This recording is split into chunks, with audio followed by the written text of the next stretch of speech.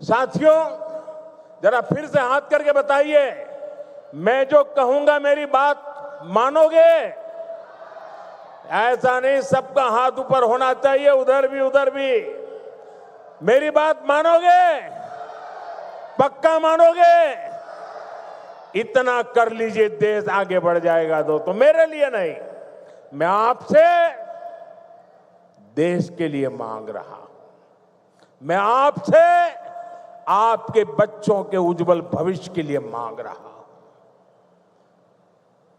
और मैं आपसे यही कहता हूं कि आप मुझे वादा कीजिए, अब जो भी खरीदेंगे वो स्वदेशी होगा।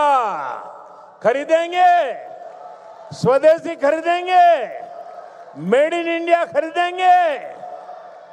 और मेरी स्वदेशी की व्याख्या बहुत सिंपल है। कंपनी किसी भी देश से क्यों ना आई हो, नाम किसी भी देश का क्यों ना हो, लेकिन वो हिंदुस्तान में ही बना होना चाहिए। पैसा दुनिया के किसी भी देश ने लगाया हो, लेकिन पसीना मेरे देश के नौजवानों का होना चाहिए।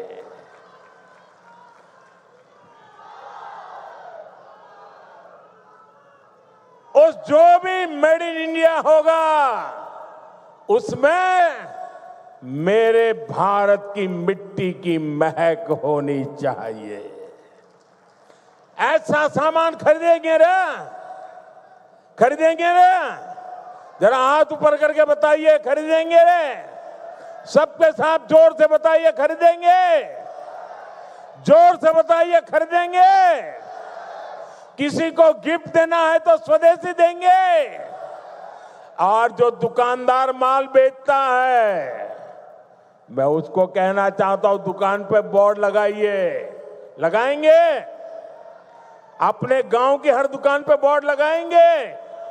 उस पर बोर्ड लगाइए, गर्व से कहो ये स्वदेशी है। गर्व से कहो ये स्वदेशी है। देखिए, स्वदेशी की ताकत मैं बताता हूं। करीब 50 साल पहले की बात है। मैं कन्याकुमारी में कुछ समय के लिए वहां रहता था, और ये गमोथा कितने ही सालों से मेरे साथ होता है। मेरी बैग में भी 3-4 होते ही होते हैं। तो ऐसे ही मैं कन्याकुमारी में एक गमोछा ऐसे लगा के घूम रहा था, तो दूर से कुछ लोग दौड़ के आए और मुझे नमस्ते करके पकड़ा। बोले, आप आसाम से हैं? मैंने कहा, नहीं, मैं तो गुजरात से हूं। नहीं, बोले, गमोछा देखा ना, इसलिए आपको हमने पकड़ा। ये ताकत होती है मिट्टी की, स्वदेशी की ये ताकत होती है। कोई पहचान नहीं थी, लेकिन आसाम के लोगों का उस दिन मुझ पर इतना प्यार उमड़ गया क्योंकि मेरे गले में गमोछा था। दोस्तों, ये ताकत होती है। और इसलिए मैं कहता हूं,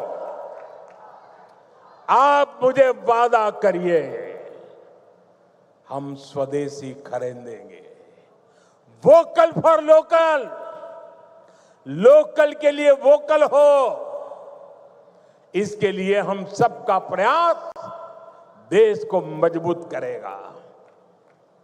साथियों, बीते